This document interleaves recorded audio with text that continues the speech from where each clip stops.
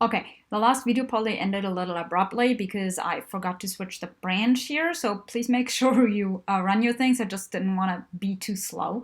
So in Whitebox, we reverted our things and got our black box test back. So now let's switch to our black box branch like it said in here. So we do a git checkout black box. So we're on our black box branch. So now we want to make sure that our tests only run, or that Gradle only runs the test we want.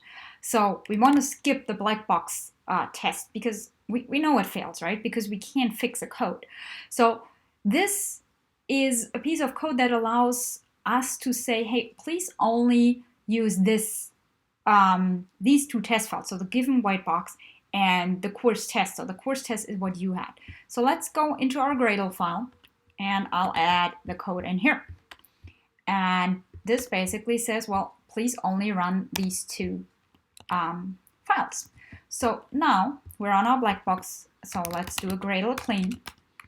Always remember to do a Gradle clean unless you want to use the already compiled version.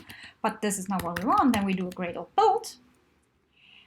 Now, wait a moment, let me open this so we can take a quick look at the report. So now we see our build is successful. We still have the given black box file in there. And I'm going to my report. And when I open it, we'll see the test pass, and we only have given white box in here. Why do we only have given white box and not the course test in here? Because my project on this case does not include the course test.java. So yours, on the other hand, should, and you should see the two classes in here. Okay, so going back to the assignment, so now it should work. And now we want this change. So we want this part to be in all our other branches. We can skip review because we're not going to use a review branch again, but we want this change to be in our white box as well. So since white box is a direct descendant of black box, if we merge this branch into our white box, we should get exactly these changes. So let's do that. So we're switching. So let's first do a git status. I didn't commit these yet, so that wasn't smart. So let's add these first, do a git commit. I always advise you to do a git status to kind of see what you did. Ignore black box test tests. Let's also push it so we have it up on our remote repository.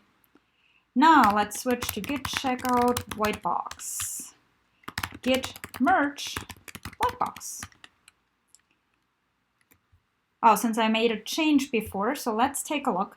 So it basically tells us, well, this is in our head, so nothing. So that was just kind of a merge thing because I made something or made a change beforehand where I tried around a little.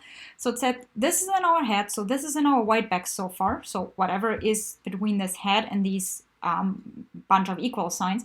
And this part here is in our black box part. So let's do that merge ourselves. So we'll do that because we want these lines to be in there. So that's already showing you what a merge conflict might look like if you have that. So I fix these and then I want to commit the results, right? So let's do git status. So this has been modified. This is what I want. So I do a git add, I do a git commit, and resolved conflicts with ignoring black box tests.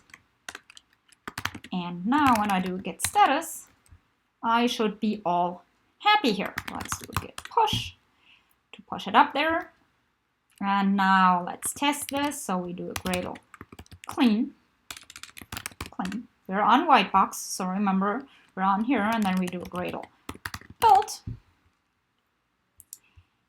And now again, since we're ignoring the other test files, so let's take a look here again so you see what I mean. This thing should be basically the same as we had before. So given white box, and you should have the course test, and it should of course pass since you should have fixed your code. So this is basically this part here. So now our branches should all work.